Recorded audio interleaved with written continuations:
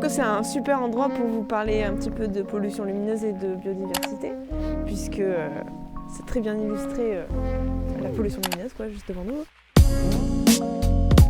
Sur quel pied penser ? Aujourd'hui, on part en balade avec le CPIE. Le CPIE, c'est le Centre permanent d'initiative pour l'environnement.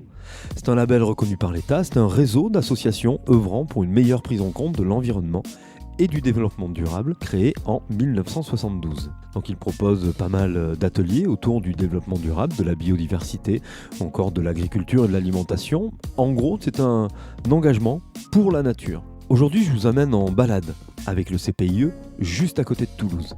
Une balade nocturne pour aller observer la nature, l'écouter surtout, et puis pour se rendre compte de la pollution lumineuse. Car c'est de cela dont il s'agit aujourd'hui. Dans le cadre du projet Retiens la nuit, mis en place par le Pays Porte de Gascogne dans le Gers et l'association Instant Science. Un projet avec des expositions, des débats, des projections de films, des balades nocturnes, un spectacle et des conférences. Un projet qui vise non pas à diaboliser la lumière, mais juste à montrer que la lumière par moment est inutile pour l'humain, puisqu'il n'y a pas d'humain, mais que par contre elle est néfaste pour la biodiversité. Un projet donc de sensibilisation pour préserver la nuit et la biodiversité nocturne, histoire de discuter, réfléchir et échanger sur la question de l'éclairage public bien entendu, mais également privé. Bon, toutes ces infos vous les retrouvez assez facilement sur internet, donc on va partir directement sur la balade avec Claire et Zoé qui nous guident dans la campagne autour de Pujaudran, pas très loin de Toulouse, avec un très beau point de vue, vous verrez à un moment, sur Toulouse et son halo lumineux. Allez, chaussez vos chaussures de marche, on est parti.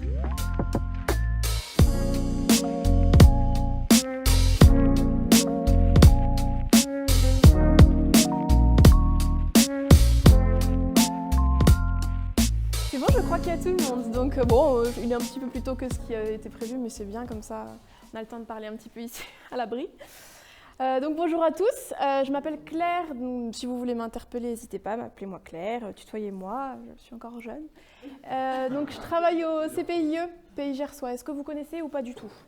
Donc CPIE, ça veut dire Centre permanent d'initiative pour l'environnement, donc c'est un peu pompeux, mais grosso modo on est une association, loi 1901, pour la protection de la nature, on fait de l'éducation à l'environnement et de l'expertise, de l'accompagnement de collectivités, moi je fais des inventaires faune-flore. Voilà, on fait plein de choses différentes en rapport avec l'environnement. Mes collègues sont beaucoup plus animation, donc dans les écoles, dans les centres de loisirs, grand public comme ce soir.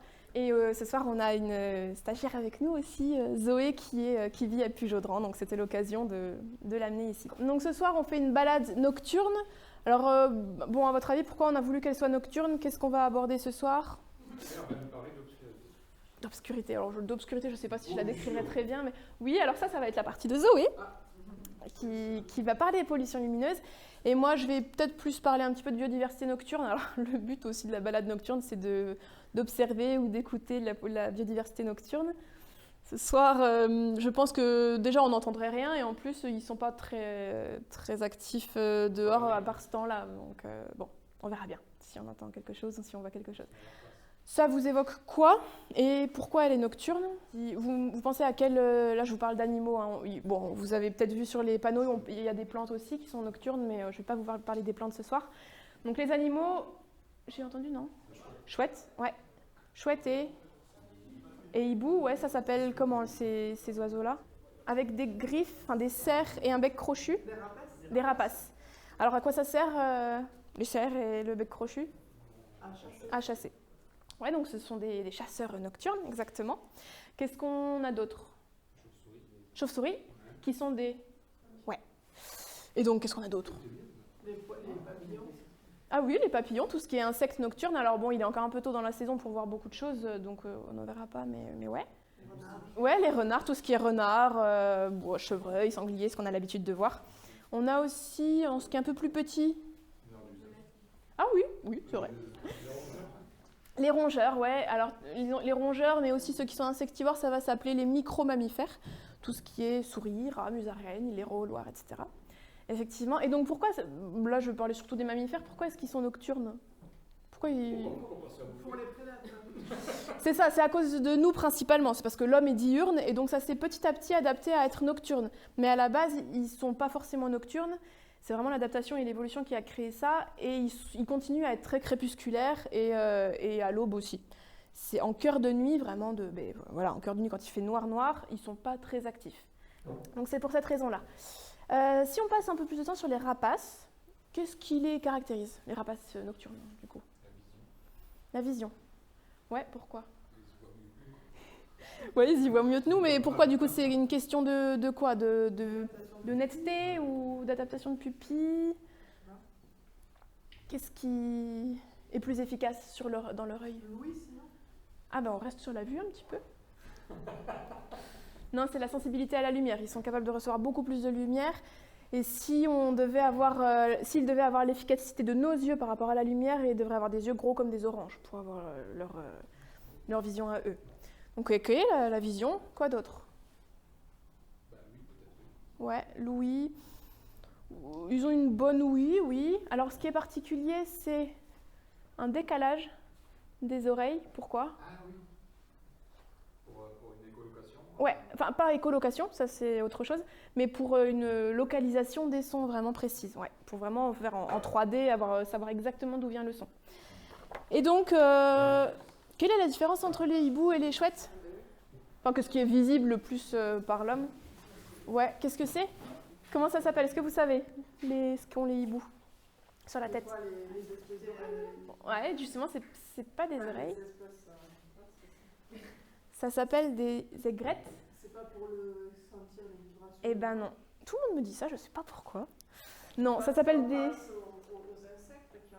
Non, ce sont des aigrettes, donc c'est juste des plumes qui dépassent. Et ça, c'est pour deux choses.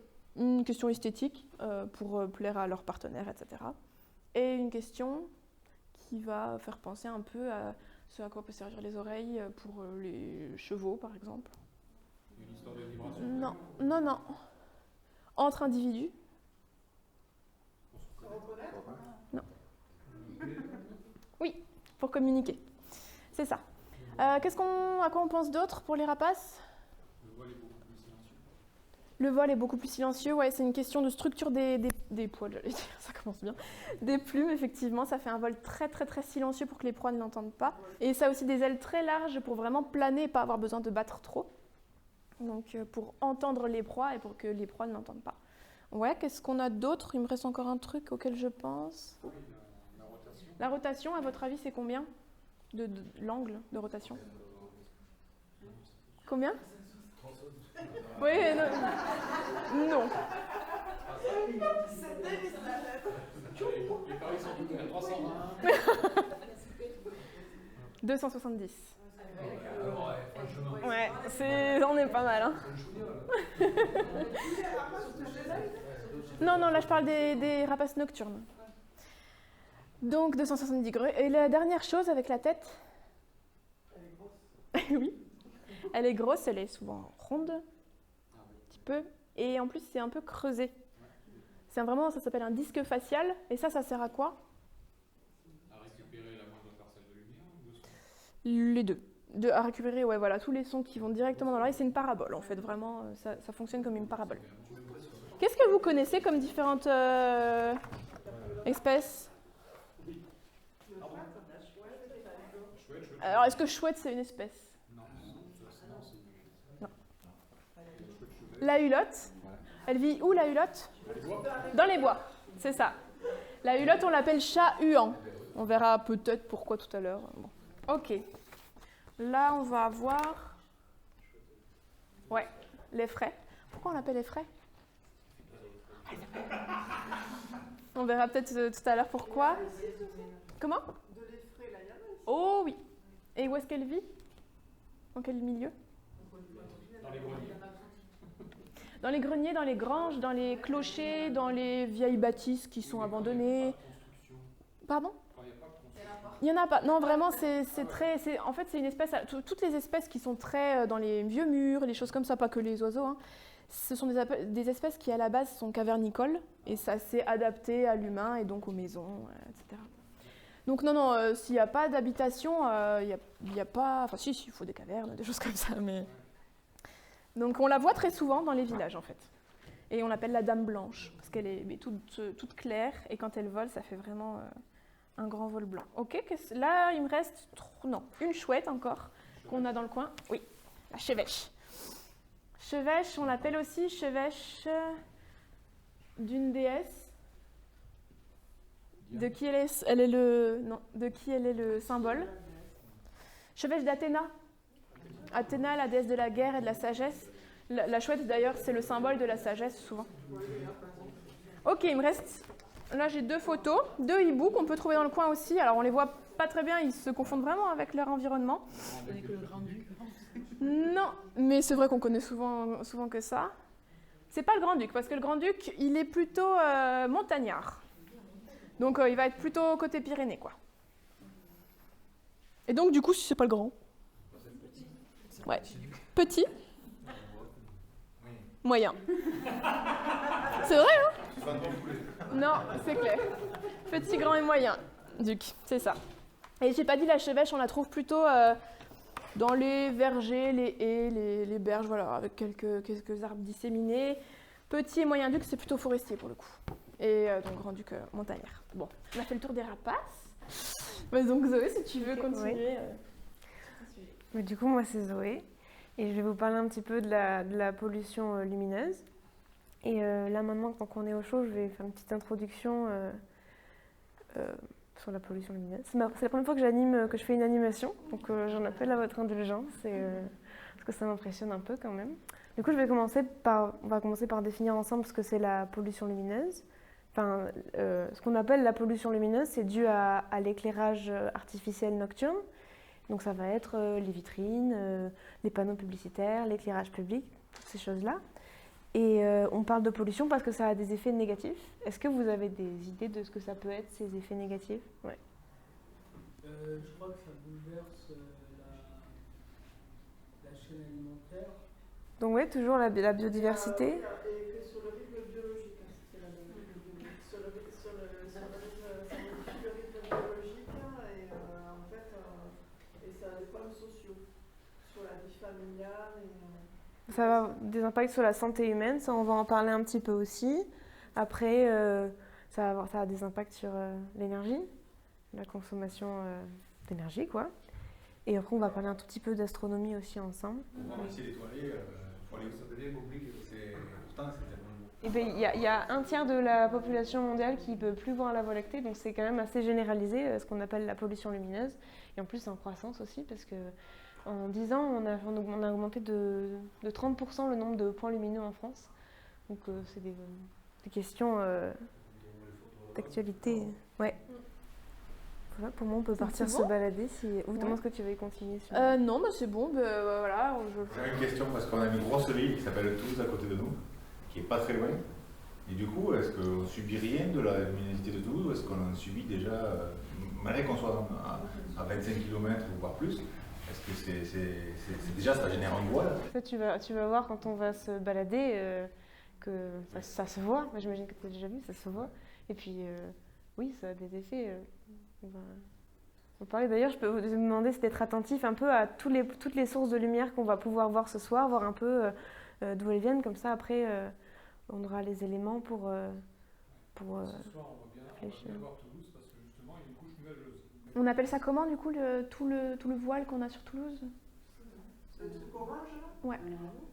C'est ça, le halo lumineux qui nous atteint et qui atteint plusieurs centaines de kilomètres. Je crois que c'est 300. Pourquoi c'est orange? Il y a beaucoup de points lumineux qui sont orange jaunâtre avec les nuages. Vite, ça fait orange. En plus, avec la pollution grisâtre, voilà, ça fait un mélange orangé. Bon, ben on va marcher sous la pluie.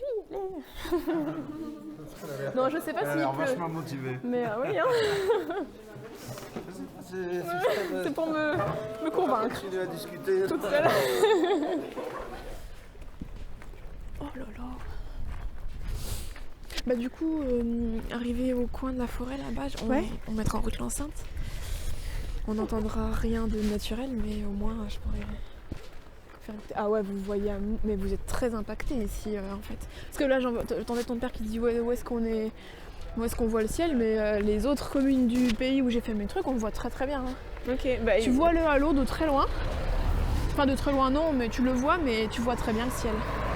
Mais tu vois ici, quand Mais Rémi ici, disait qu'il voyait la Voie lactée avant qu'il y ait les éclairages en bas, Ah bah, t'as de la chance parce que moi, je crois que depuis qu'on est ici, quand j'étais petite, on la voyait encore un peu, on la dînait. Maintenant, on la voit plus, du tout. Oui. C'est sûr. Je me rappelle le jour où on a été dans le désert et j'ai vu le ciel pour de vrai. Et mais c'est ça en fait, le ciel. Ah ouais, c'est Mais même quand tu vas dans le Comminges et tout, en fait, tu vois ça vachement, reste, vachement mieux quoi. Alors en fait, c'est rigolo parce que comme on est à la campagne, on pense pas qu'on voit pas le vrai ciel, tu vois. Non, on a l'impression qu'on n'est pas comme dans les villes et qu'on le voit, mais en fait non. Alors, je sais pas si vous connaissez ou pas, comme vous êtes tous du coin, il y a une petite mare, enfin une grande mare là-bas. Bon, il est un peu tôt pour qu'on aille écouter ce qu'il y a, donc c'est peut-être pas la peine, mais comment ? Il est un peu tôt pour se baigner. C'est exactement. Alors, qu'est-ce qu'on entendrait du coup ? Les grenouilles. Donc des... Ah, vous venez d'il y a 50 ans, vous ? Ah oui. Et oh, on va nous respecter. On va faire un tour. Un accident est vite arrivé à Ça forêt. aussi, ça change. Ça a changé, ouais. D'accord. Batracien, on l'utilise plus aujourd'hui, c'est amphibien. D'accord. Oui, non, on est d'accord. On change tout. Parce que en fait, la Quelques science... milliards d'évolution, mais Donc après, nous, on peut plus. En 10 ans, on change. D'accord, ok. Non, mais en revanche, on découvre des espèces qui sont finalement pas liées, que celles-ci sont liées. Au niveau de l'ADN et tout, on a des analyses qui font changer tout le temps les groupes. Donc les amphibiens. Amphibien, ça veut dire quoi, vous savez ? Amphibien, ça veut dire à moitié dans l'eau, à moitié dans l'air. Donc on a quoi dans les amphibiens ? Les batraciens. Tous les anciens. Triton, grenouille, crapaud, salamandre, égée. Alors rainette, oui, ce sont des grenouilles, mais ouais, rainette. Alors triton, salamandre, donc ce qui fait pas de bruit. Urodèle, c'est ce qui ressemble à un lézard, mais en mode amphibien. Et les autres, ce sont des anours. Je vais vous faire écouter quelques trucs. Et en plus, C'était quoi ? la lumière, celle-là. C'est la petite crapaud dans le sac à dos. C'est du propre. C'est écolo ça. Ah, c'est très écolo. Ouais. Alors, petite grenouille. Du coup, si c'est une petite grenouille, C'est un crapaud, ça. rainette. C'est impressionnant. La seule rainette qu'il y a ici dans le Gers, ouais, elle fait Puis en plus, ça chante en chorale, alors ça pète quand on les entend. Hein. Du coup, rainette qu'il y a dans le Gers, s'il y en a une seule, c'est la rainette méridionale. Alors on entend souvent les vertes, mais ça, il n'y a pas. Hein. Elle est verte aussi. Mais la rainette verte, le nom, elle est pas ici. Mais oui, elle est petite et verte quand même. Ok, suivant. Ça, c'est un gros chose. Ouais, C'est un gros chose. Ça, c'est le crapaud, ça? ça c'était un crapaud, le crapaud commun. Alors le crapaud commun dans le sud de la France, on l'appelle le crapaud épineux. C'est une sous-espèce différente de ce qu'il y a au nord. Ça c'était crapaud. C'est mignon comme ça. Le crapaud était plus puissant. Ah non, justement, c'est les... Ah, mais alors, j'ai appris quelque chose. Ouais. Il y en a des petits, mais il y en a des énormes quand même. Ah bah il y en a... Juste Non, c'est juste l'âge ça, hein, L'âge, hein. parce que les espèces, ça se différencie pas tellement. Il y en a certains, ouais. Et combien de temps ça vit, demandez combien de temps? Plusieurs années. Alors je sais pas, moi je dirais une dizaine. On n'est pas comme les reptiles à être vraiment plusieurs dizaines d'années. Ah sauf un amphibien qui dure très longtemps. Enfin qui vit très longtemps. Un urodèle, donc avec une queue. La salamandre. Combien de temps? Elle ressuscite sans arrêt. Une cinquantaine d'années, ça peut même aller jusqu'à... Ouais, ça peut même aller à au-dessus de 50 ans. Et la salamandre, c'est quoi la légende qui va avec vous? Ouais, pourquoi on dit ça? Il y a une histoire de François Ier dans l'histoire. Hein. Alors c'est le symbole... Si, c'est le symbole de François Ier. Pourquoi on dit que ça naît dans les flammes ou que ça survit aux flammes ou... Les salamandres, est-ce que vous savez où ça vit? Sous terre, dans les feuilles, dans l'humus, dans les souches, Parce qu'elles sont protégées dans les par troncs. la mucus. Oui, mais elle ne survit pas aux flammes.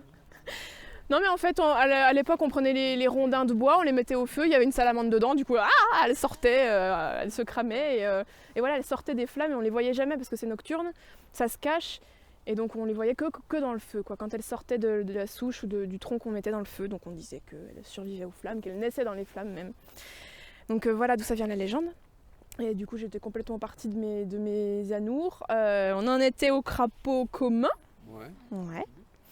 Crapaud épineux, tout à fait. Ah, si vous écoutez bien, On dirait des boules de pétanque Oui, c'est vrai. qui s'entrechoquent. Donc c'est très facile à reconnaître. Ça, le nom est un petit peu compliqué, mais il y en a dans le coin plein. C'est un crapaud aussi qui s'appelle, je vous le dis parce que je ne sais pas si vous connaissez, Pélodite ponctuée. Ah oui. Ça ressemble au moyen-duc, enfin au petit-duc, pardon. Ça vit dans les mares. Non. Et oui. Et ça, c'est quoi alors? Encore un crapaud. Ouais. Un crapaud, c'est un crapaud qui porte ses œufs sur son dos.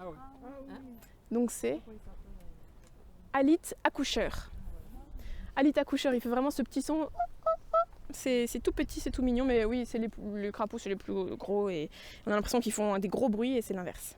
Donc voilà, si vous entendez, je ne sais pas si vous avez des mares, certains d'entre vous, ou pas loin de chez vous, mais vous pourrez essayer de reconnaître un petit peu. Le monde et tout ça, non, Oui. ça les fait pas fuir ça. Si, en fait, quand on arrive sur un lieu, qu'on fait du bruit, tout le monde se tait, mais si on se tait 2 minutes, ça repart. Ouais. Donc quand on veut observer, c'est facile à faire. On va continuer parce qu'on a des 2 bons kilomètres.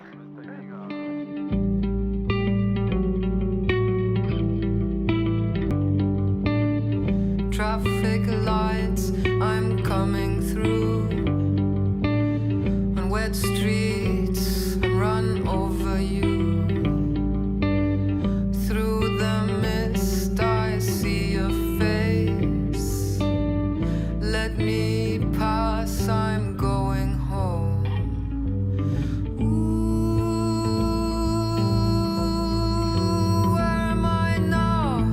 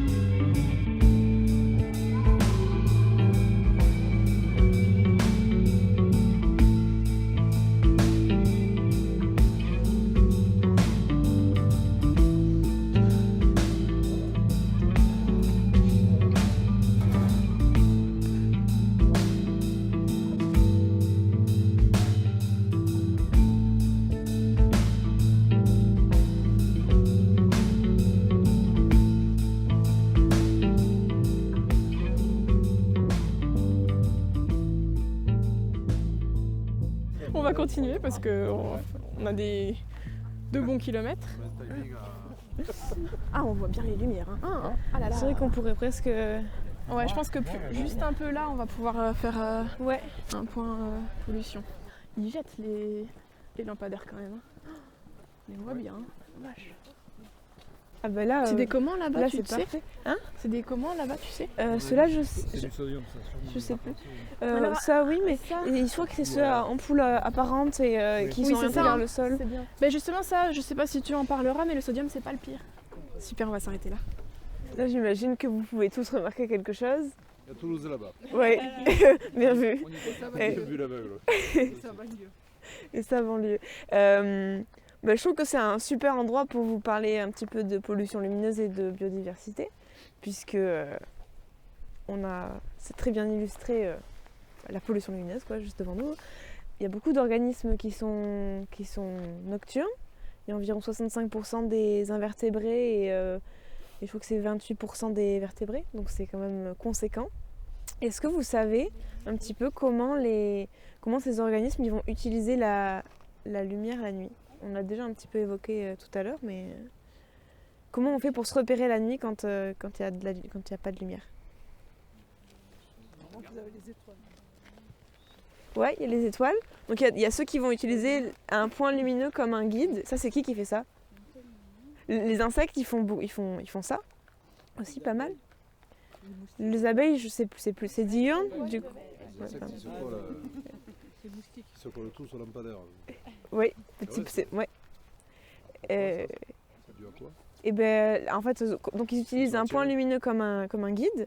Et donc ces animaux-là, quand ils peuvent utiliser un lampadaire comme guide au lieu de la lune ou d'un point, on va dire, naturel. Mais du coup, je sais pas, pour le point lumineux comme guide, par exemple, un insecte qui va prendre la lune, se dire ok, il me la faut à gauche pour avancer tout droit. Mais du coup, un lampadaire, s'il le garde à gauche tout le long, c'est pour ça que ça tourne. Et ça fait donc un piège, ça fait un piège et au final il s'épuise autour, quoi. Oui, c'est ça, c'est pour ça Et, qu'ils sont collés. Est-ce que vous savez combien il y a d'insectes qui meurent par nuit en été autour de chaque lampadaire, chaque point lumineux? C'était marqué. On a voulu faire bien. Mais du coup c'est 150. Et les éclairages c'est la seconde source de mortalité des insectes après les pesticides, de cause humaine. Ouais. Est-ce que vous avez d'autres idées d'animaux qui vont utiliser la lumière comme un guide et qui vont être perturbés par... si vous avez lu les panneaux, vous le savez. Ouais, les oiseaux, ouais. Qui vont être perturbés par les halos des villes et qui vont se prendre des bâtiments ou juste s'épuiser aussi pendant l'immigration. Il y en a d'autres. Je pense à un autre qui n'est pas un amphibien, mais que vous avez quand même cité tout à l'heure. La tortue, oui. les bébés tortues, elles utilisent le reflet de la lune sur l'océan comme guide. Il faut aller dans l'océan.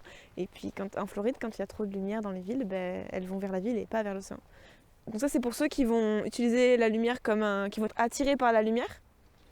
Il y a d'autres manières de se repérer la nuit, d'autres... Oui.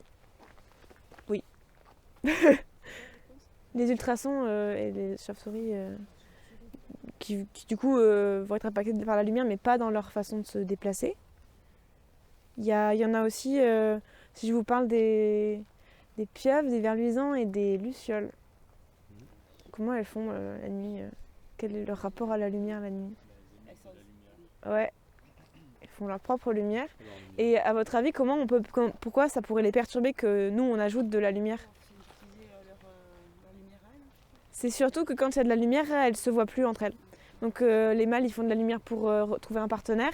Et en fait, personne ne les voit, quoi. Donc ça marche pas très bien.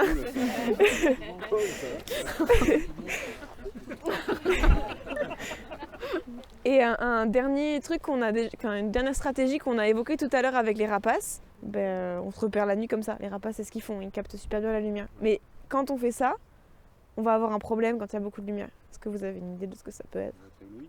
Ouais. Et l'éblouissement, il peut durer jusqu'à 20 minutes. Donc c'est quand même sacrément long. Et donc ces animaux-là, leur problème, ça va être que leur habitat, il est en train de... Enfin, leur habitat la nuit, il est réduit, puisqu'il y a de la pollution lumineuse et beaucoup de lumière partout. Donc il y a tous ces points-là, il y en a d'autres. On en a parlé tout à l'heure du déséquilibre de la chaîne alimentaire. Est-ce que ça vous évoque quelque chose? Est-ce que vous voyez comment la lumière, ça peut déséquilibrer la chaîne alimentaire? Ouais. Bah, en fait, il y a les insectes, par exemple, même s'ils sont pas... Et en fait, ces insectes qui meurent, bah, en fait, c'était de la nourriture pour d'autres insectes. Et ça va... Je sais pas comment dire. Bah, ça diminue la source alimentaire pour d'autres, oui, pour d'autres animaux, ouais. Et au point lumineux, qu'est-ce qu'il y a souvent autour des lampadaires? Qu'est-ce qu'on voit venir se gaver? Ah, les chauves-souris. Les chauves-souris, ouais, elles viennent beaucoup autour des points lumineux se nourrir. Il y a qui d'autres? Il y a les faucons, il y a des faucons qui restent plus tard le soir parce qu'il y a de la lumière et donc ils vont chasser plus longtemps. Et donc ça fait une pression supplémentaire sur les proies, quoi. Et ça déséquilibre toute la chaîne alimentaire parce que c'est une chaîne. Et si je vous parle de déséquilibre de la pollinisation, est-ce que vous voyez comment ça peut se faire? Ils passent leur temps autour des lampadaires, ils vont moins sur les plantes. Exactement. C'est 63% la baisse des visites autour des points d'éclairage. Une autre problématique liée à l'éclairage, c'est un peu une liste. Hein. Je sais pas trop comment le rendre interactif, mais c'est un peu... Il y a le cycle circadien. Est-ce que vous voyez ce que c'est le cycle circadien? Ouais. Et qui c'est qui a besoin du cycle circadien? Ouais, mais tout le monde, les plantes aussi. Et donc tout ça, ça va être perturbé par l'éclairage. Et enfin, un dernier truc super important, c'est la continuité. Enfin, en fait, il y a une fragmentation de l'habitat qui se crée parce qu'il y a des barrières lumineuses qui sont infranchissables par certaines espèces, notamment celles qui vont être éblouies. Et donc, elles se retrouvent avec un territoire qui va être coupé en deux, par exemple. C'est les objectifs, notamment de ce qu'on appelle les trames noires. Enfin, l'idée, c'est d'avoir une continuité obscure pour qu'il n'y ait pas de barrières infranchissables parce qu'il y a plein d'espèces qui vont être juste qui ne peuvent pas traverser un endroit où il y a trop de lumière. Et donc c'est embêtant quand on fait des trames vertes et bleues, donc la trame de végétation qui va relier différents endroits, différents réservoirs de biodiversité pour que les espèces puissent circuler entre. Mais ces trames-là, les trames du coup vertes c'est terrestre et bleu c'est les cours d'eau aquatiques, quoi. Et ces trames-là, des fois, elles sont barrées par une trame lumineuse et du coup, c'est embêtant parce que on fait des efforts et en fait, au final, les espèces, elles peuvent quand même pas circuler, quoi. Voilà, je pense qu'on a fait un peu le tour de la longue liste des effets de la pollution lumineuse sur la biodiversité. Ouais, pour la flore, elle a dit que ça avait des impacts pour la flore. À votre avis, qu'est-ce que ça peut être? Un arbre, si on prend une rue, voilà, il y a un lampadaire assez écarté. Il y a un arbre qui est à côté d'un lampadaire et un arbre un peu plus loin qui sera beaucoup plus loin du lampadaire. Qu'est-ce qu'on va avoir comme différence? Les feuilles. Les feuilles? Brûlées. Non, elles ne se vont pas brûler. Enfin, remarque, ça pourrait peut-être, mais... Marron. Tomber sur l'autre arbre. Et sur lequel? Sur celui qui n'est pas éclairé. Sur celui qui n'est pas éclairé. En revanche, elles vont rester à celui de celui qui est éclairé. Ouais, mais en quoi ça les gêne? Parce qu'en vrai, c'est bien d'avoir des feuilles. Il va s'épuiser. Pourquoi? À cause du froid.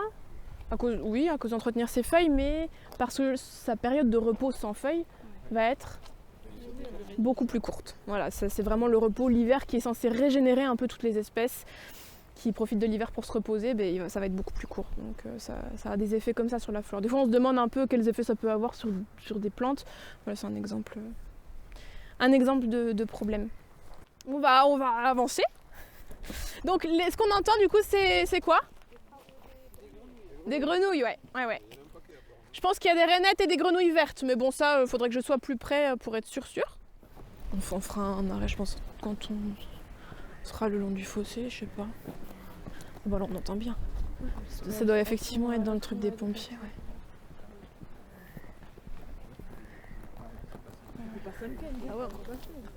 Voilà, quand on est arrivé, il y a eu un gros croix, mais on est arrivé, il a arrêté. Donc voilà. On a entendu arriver. Là, on me disait que ça avait été nettoyé l'an dernier, que ça n'avait pas été nettoyé depuis 20 ans, ouais. Et qu'elles étaient déjà revenues. Alors pourquoi elles reviennent? Comment ça se fait qu'il y a à nouveau des grenouilles alors que du coup l'habitat est peut-être moins chouette parce que ça a été nettoyé? C'est bâché en plus et tout ça là donc. Parce qu'elles sont habituées, c'est-à-dire? De venir, elles venaient là. Il y a une raison. c'est que vraiment instinctivement, en fait, elles reviennent toujours pondre là où elles sont nées. Alors il y a des exceptions, puisqu'il y a de la colonisation de nouvelles mares, donc il y a forcément des exceptions. Mais voilà, si la mare où elles sont nées est toujours belle, et où elle peut vivre, elle va revenir forcément pondre dedans. Bon, je pense faudrait rester 5 minutes sans parler pour l'entendre à nouveau, donc on va continuer. Mais... Bon, à nouveau, on a une super illustration et en plus, on a de la lumière pour se voir. Moi, j'avais un peu envie de vous parler de solutions et de... concrètement, dans la lumière, qu'est-ce qui a un impact, quoi.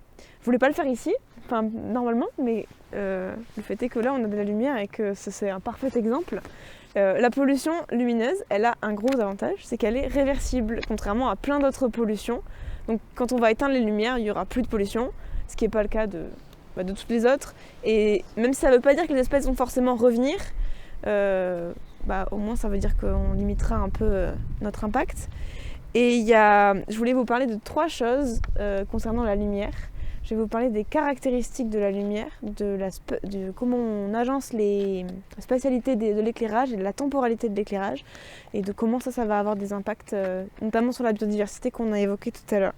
Dans les caractéristiques de la lumière, on va avoir un des premiers trucs, c'est la couleur de la lumière. Est-ce que vous savez un petit peu quelle est la couleur de la lumière qui a le plus d'impact La bleue, non? Pourquoi la bleue? Est-ce que vous savez pourquoi la lumière bleue ça a un impact? Et sur qui?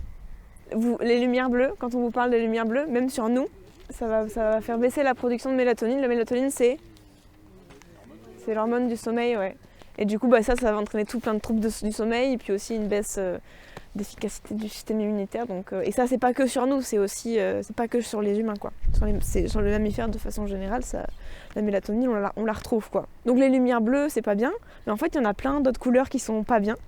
Le vert, c'est pas bien. Le rouge, c'est pas bien. C'est les pires.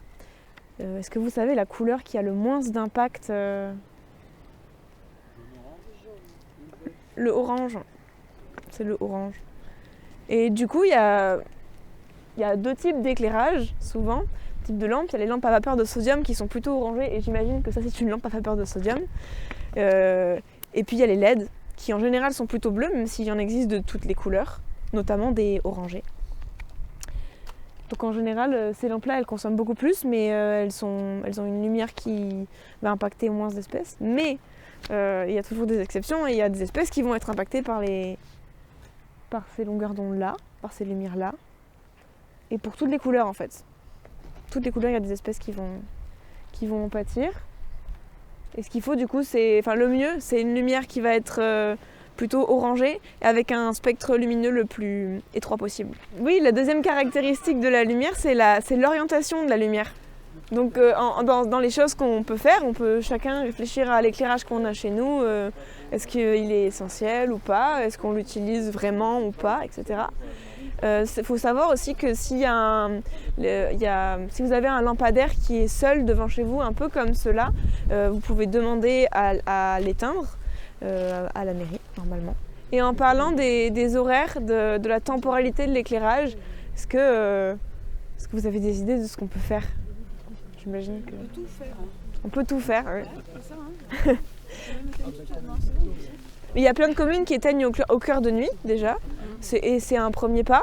Mais il faut savoir que ça ne suffit pas, parce qu'il y a plein d'espèces qui sont très actives au crépuscule ou à l'aube. Et du coup, le fait d'éteindre juste au cœur de nuit, ça les aide pas forcément, même si c'est toujours mieux, c'est pas parfait. C'est mieux. On avance. Là, c'était juste pour voir qu'on voit pas. D'ailleurs, on voulait montrer le lotissement. Si on le devine, le lotissement qui est très très éclairé, ouais. Derrière les arbres. Et les 3 spots milieu, c'est quoi? C'est le stade de Léguevin. Ok. Ah, mais là, on est bien, on n'est pas au vent là. On fait une mini pause là. Ok. Ah, c'est plus agréable. parler, c'est ici. Voilà, c'est ça. Surtout pas là-bas. Ah, c'est cool hein. Ah, ça fait du bien. Ouais, oui, c'est ça, il fait pas froid en fait. Hein. Pas le mot, mais... On s'arrête un tout petit peu pour vous faire écouter 2-3 trucs parce qu'il n'y a plus de vent là grâce au bosquet.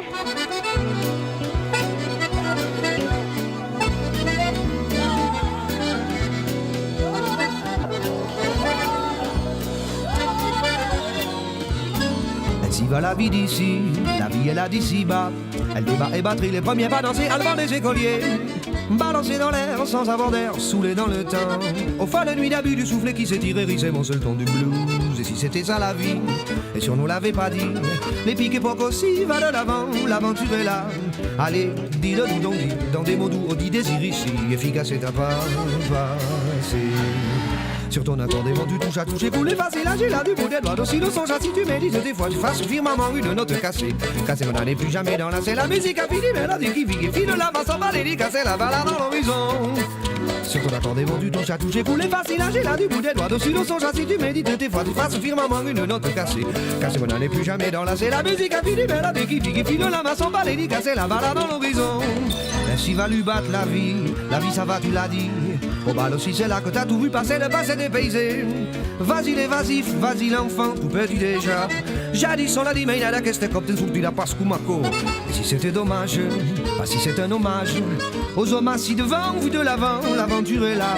Allez, dis-le nous donc, dis, dans des mots doux, on dit désir ici, efficace et t'as pas passé.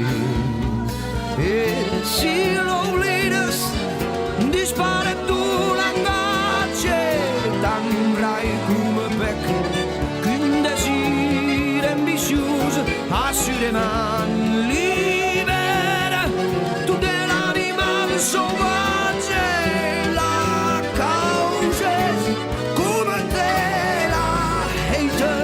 Ta poco buona, tu che truca, tu che traca, tu che tocca, tu che riga, tu che raga, tu che rigo, ragunana, bebe milu, kappa, fit, kaburut. E in quelle copa, tu che truca, tu che tacca, tu che tocca, tu che riga, tu che raga, tu che rigo, ragunana, bebe milu, kappelut. Oh!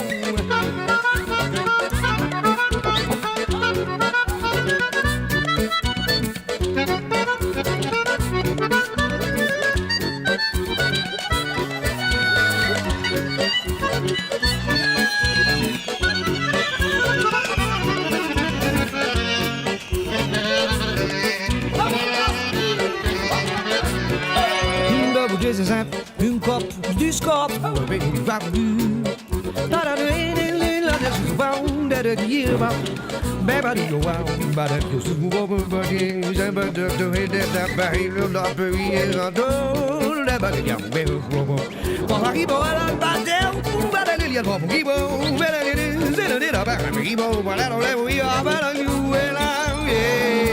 Si l'oubli disparaît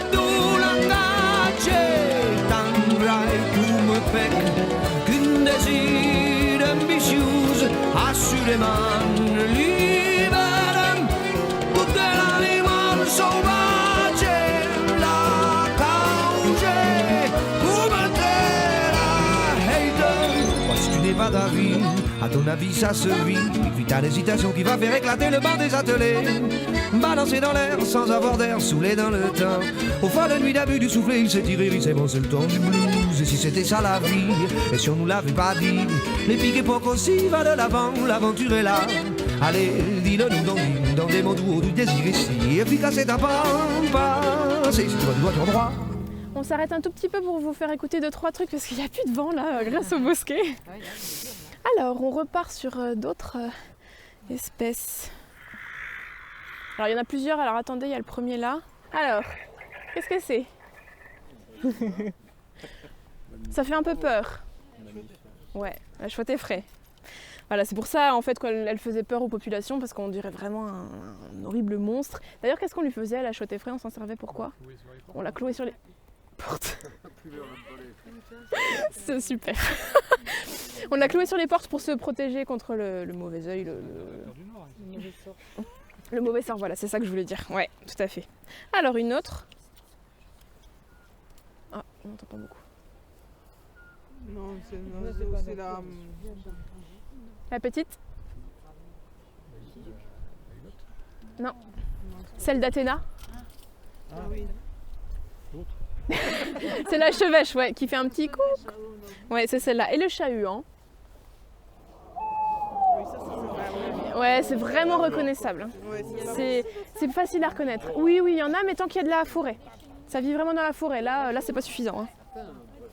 En revanche, dans le bois là-haut, on aurait pu. Enfin, je sais pas comment il est gros. Tant qu'il y a des grands arbres, ça peut. Là, le moyen duc, il fait quoi comme bruit? Ça fait ou, mais juste un seul. Oui, c'est ça. La hulotte, ça fait vraiment, ça tremble, ça fait un ou qui tremble. C'est très facilement reconnaissable. Allez, on va avancer. Je crois que ouais, c'est les seuls que j'ai. Hop. C'est parti.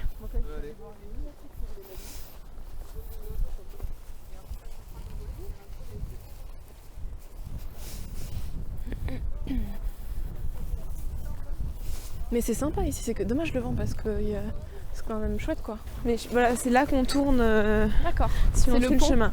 Ouais, c'est ça. D'accord. Et sinon, par là-bas, du coup, j'ai pas été voir, mais si on continue, il y a le petit bois.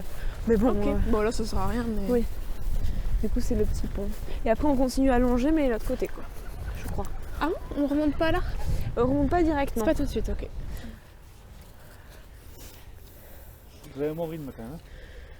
Il y en a qui n'ont pas. Je pense qu'il y en a qui peut la ramasser d'ailleurs.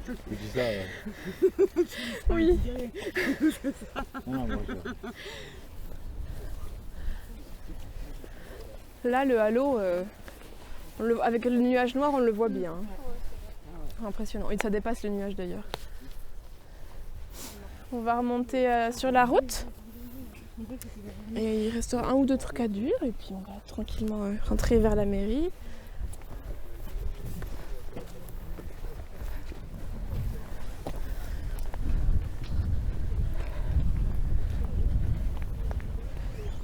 Ah c'est celle-là? Oui.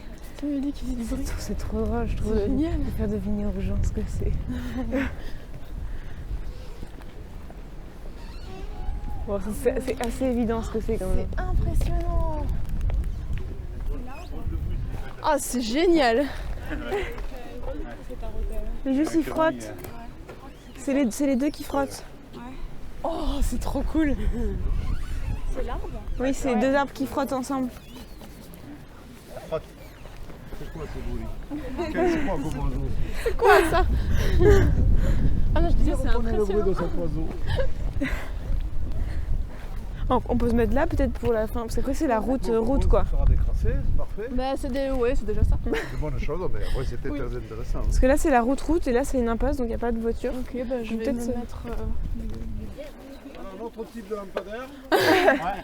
Il est bien ou il est pas bien celui-là? Oui, ça c'est un bon point, on l'a pas dit, mais les luminaires c'est mieux s'ils sont pas trop hauts parce que plus ils sont hauts, plus on les voit de loin, donc moins bien c'est. Et voilà. Du coup, moi je voulais vous parler d'un dernier point sur la lumière et la pollution lumineuse, et c'est la spatialité de l'éclairage. Où est-ce qu'on éclaire?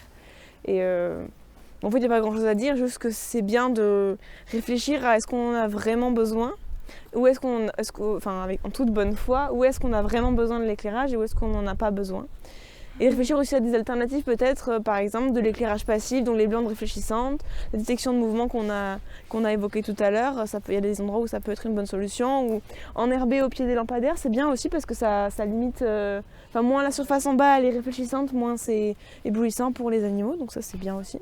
Voilà. Et le dernier point dont je voulais parler avec vous, c'est les freins à l'extinction de l'éclairage. Et donc je vous propose pour ça de faire un petit débat mouvant sur un axe. Là ce sera le vrai et là ce sera le faux, et de vous positionner en fonction des informations que je vais vous donner. Donc le vrai, le faux, le plutôt vrai, le plutôt faux. Voilà. Par rapport à des phrases que je vais vous donner. Si par exemple je vous dis éteindre l'éclairage augmente le nombre d'accidents de la route. Je vous laisse vous déplacer. Oui. Bon, vous êtes plutôt unanime et vous avez raison. A priori, ça augmente pas le nombre d'accidents de la route, même plutôt ça le baisse parce que les gens ils roulent moins vite et ils sont plus vigilants. Après, s'il y a des carrefours très dangereux, pareil, ça fait partie des endroits où on peut réfléchir et dire là, on a vraiment besoin d'un éclairage, donc on éclaire ce carrefour dangereux. Mais voilà, c'est possible de réfléchir à vraiment des points spécifiques où on va éclairer. Maintenant, si je vous dis éteindre la lumière la nuit, ça fait peur. Ouais, ça fait peur. Est-ce que ça fait peur? Ça dépend pour qui. Ah, mais vous avez peur ou pas? Mettez-vous sur le vrai ou faux de vous. Est-ce que ça vous fait peur la nuit? Le milieu, c'est là. Ouais. C'est mieux pour agresser les petites vieilles. C'est plus facile pour agresser les petites vieilles.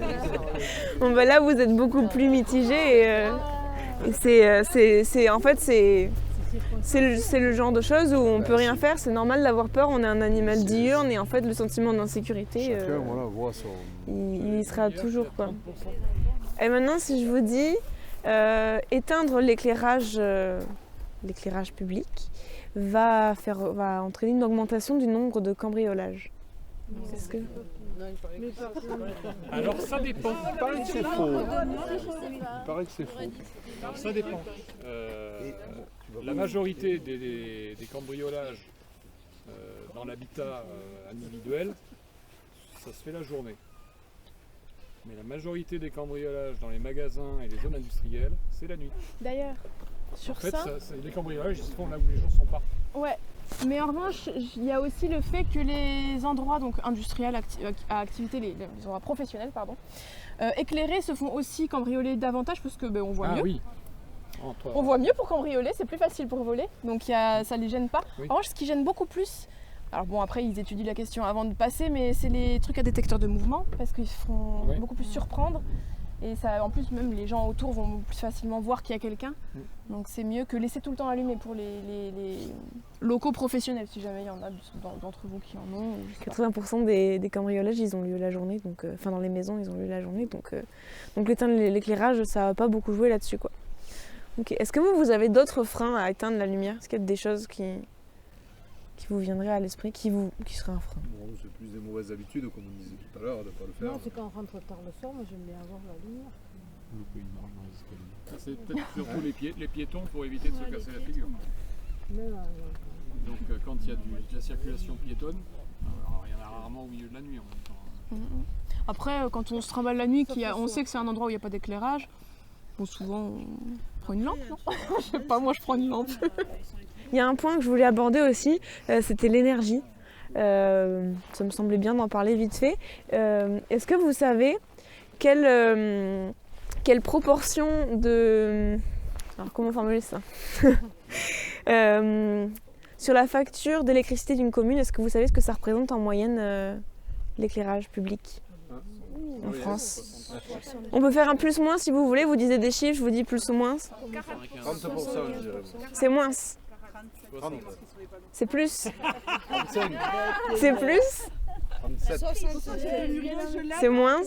65. C'est moins. 63. C'est moins. 49. C'est moins. 47. C'est moins. 48. C'est moins. 30.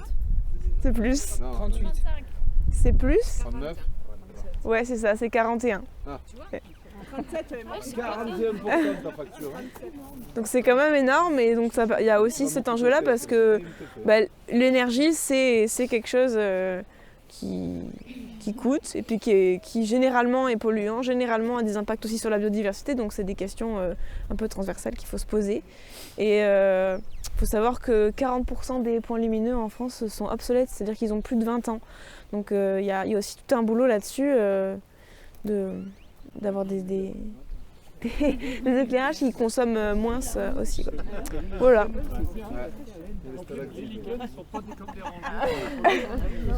Du coup, s'il y a des lichens, ça veut dire que c'est vieux. Quand même. On a besoin des lampadaires pour les lichens, c'est indispensable. Donc il faudrait savoir. Non, je rigole. Non, les lichens, ça fait bien le boulot sur les arbres aussi.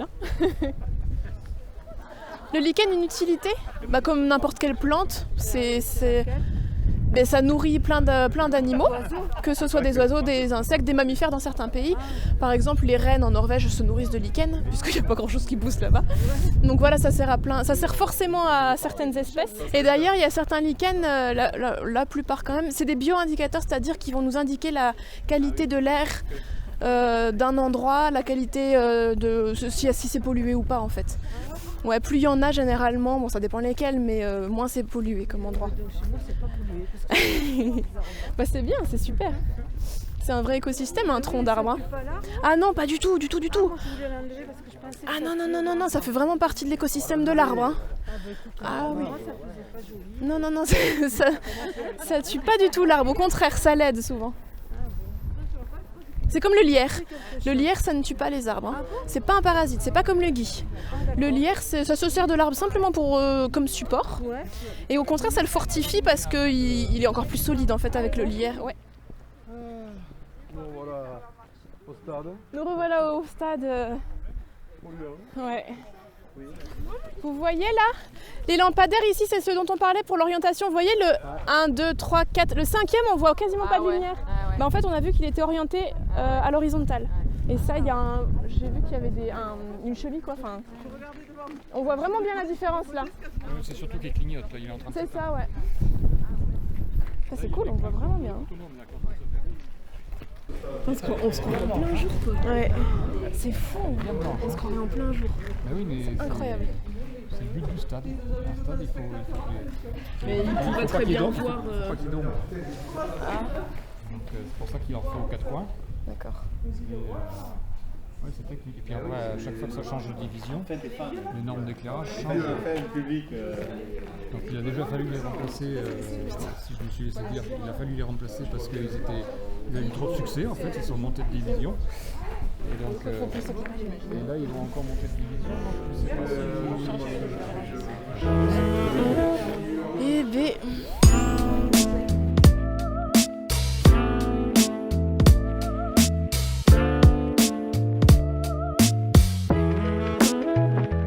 Eh bien, ça en fait oui des informations. Bon, j'espère au moins que ça vous aura permis de casser l'idée reçue comme quoi lumière égale pas de cambriolage. Au contraire, en réalité, plus il y a de la lumière, plus c'est facile de voir ce qu'on fait. Donc ne vous battez plus contre l'extinction des lumières dans vos villes et villages, mais plutôt essayez de trouver des solutions pour que la lumière soit adaptée à vos besoins et à ceux de la population. Vous n'êtes pas seul, bien entendu. Que ce soit des détecteurs de mouvement ou que ce soit une extinction programmée à une heure donnée. De toute façon, aujourd'hui, il est obligatoire de réfléchir à cette question-là, que ce soit pour des raisons économiques ou pour des raisons écologiques. Les collectivités sont dans l'obligation de réfléchir et d'éteindre. Et c'est pareil pour les privés. Si vous avez une boutique ou des bureaux, l'extinction est obligatoire 1 heure après le départ. Pour les vitrines, ça peut aller jusqu'à rester allumé jusqu'à 1h du matin. Et vous pouvez rallumer vos locaux à partir de 7h.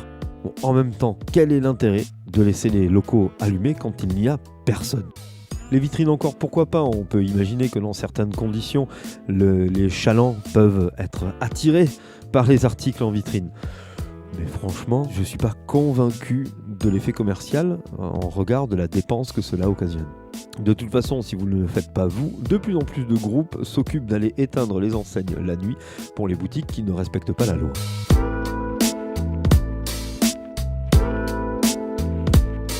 Et cette balade est terminée. La musique aujourd'hui, c'était Sabina Sciuba avec Going Home et André Mainviel avec La vie d'ici-bas. Et si jamais vous aimez les titres qui sont proposés dans Sur quel pied penser, vous pouvez aller sur YouTube, sur la chaîne L'Écoutillama, pour découvrir la playlist qui s'appelle Sur quel pied penser, dans laquelle sont compilés tous les titres diffusés dans ces émissions-là. Et si jamais vous voulez vous aventurer un peu plus loin, L'Écoutillama propose aussi d'autres choses, d'autres émissions, des vidéos, enfin tout un tas de trucs. Bien entendu, cette émission, vous la retrouvez également en podcast un peu partout sur les plateformes dédiées au podcast et sur le site de l'Écoutillama. Mais bon, ça on n'en parle pas trop. Moi je vous souhaite une belle journée à l'écoute de votre programme sur votre radio et je vous embrasse, enfin celles qui le veulent bien.